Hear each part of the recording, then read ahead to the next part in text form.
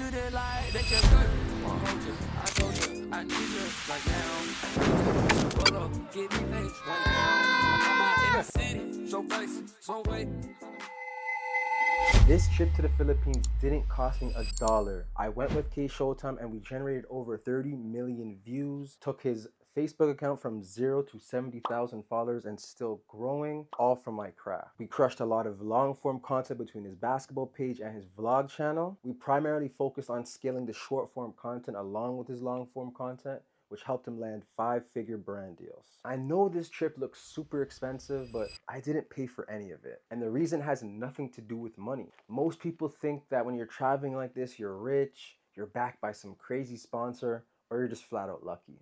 The truth is, it's way less glamorous, but it's way more repeatable. I came to the Philippines without paying for the flight, the stay, or the entire experience. Not because I hacked the system, but it's because I built something that people actually value. In this video, I'm breaking down exactly what creatives get wrong in terms of travel and opportunity, and how you can put yourself in position where experiences like this become the norm, so it's not rare at all. Let's just get right into it. First things first, proven work ethic. I've been working with Showtime. He knows my work ethic. He knows how ambitious I am. I show up early, I stay late, and I don't disappear when things get hard. I pull my socks up. Over time, consistency builds trust, and that matters more to a client than your talent. So make sure you're putting in that pain. Make sure it's evident that you're a workaholic. Make sure you're under-promising, over-delivering. I always say a due date or a deadline for something, and I always complete it earlier, making sure I'm working as fast as possible with a great quality at the same time, because turnaround time does matter. Whether people say it or not, they can say take your time. They would much rather you hand it over to them earlier. So just remember that. Make sure you're doing things with speed. Money loves speed. And honestly, what I notice from most people that are successful, they do things with an urgency. If they say they're going to do something, they do it right this minute. They might think about the problems, but they might refine them all later. They'll get to it right there, right now. I told Showtime that his mic broke. He went to DJI. Even if he didn't have the money, whatever the case may be, he went right away and bought the new DJI Mic 3.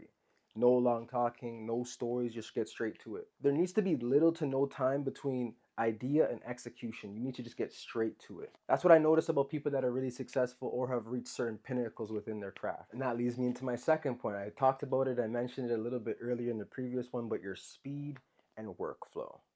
I work fast without cutting corners. I know my workflow. I don't overthink. I honestly really try to always hand in and turn in things before the deadline, just to make people feel happy, make them feel special, and make them feel like, holy, this guy is a workaholic. This is really huge when people need content or social media ads or campaigns right now and not in a few weeks. People want to get things pumping and rolling in 2026.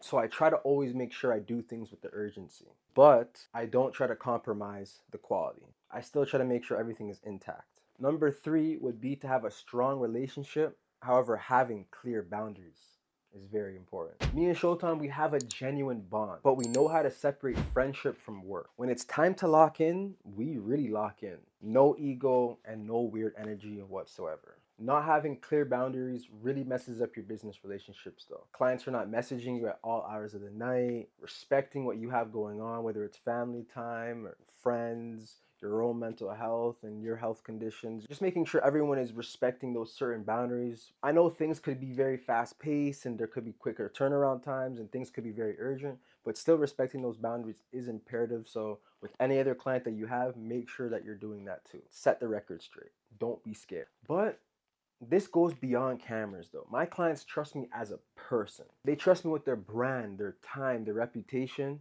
and their whole entire image. That level of trust only comes from real mutual respect. And that also means my perspective is really valued, my input, my point of view. And that goes a long way, especially when you're building something bigger than content. Understanding your client's vision and their goals, that's really important. You have to be on the same page of where they're trying to get to.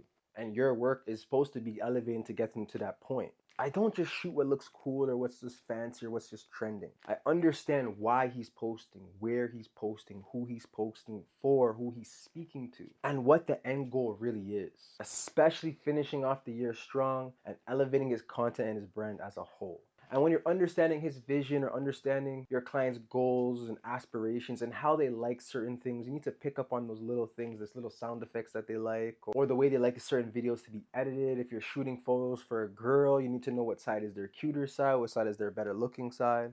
It's the same thing. You have to pick up on those little intricate things, which then gets me into my next point, making your client's life easier. I make Showtime's life easy. I don't add stress. I anticipate problems, handle logistics, and I think ahead. When I notice that the hard drive is not gonna last the next 2 weeks, we're gonna have to buy a new one. That's being proactive instead of reactive, thinking ahead, seeing what's gonna actually happen in the future so we can counteract and offset those problems before they even arise. And for the final point, having a long-term mindset. I'm not chasing one viral moment. I'm thinking way more long-term. I'm thinking about brand growth, consistency, positioning yourself for the future, which then aligns with where he actually wants to go. We're trying to make up different trends or make different series that aligns with different brands that's going to help put more money in his pocket, help change his life, help take care of his family. Having these conversations and understanding where your client wants to go could help you think about those long-term vision, right? So have these kind of conversations, have those uncomfortable conversations where you get deep and you get super substantial with it and get down to the real intricate nitty-gritty of things. Short-term goals feel good,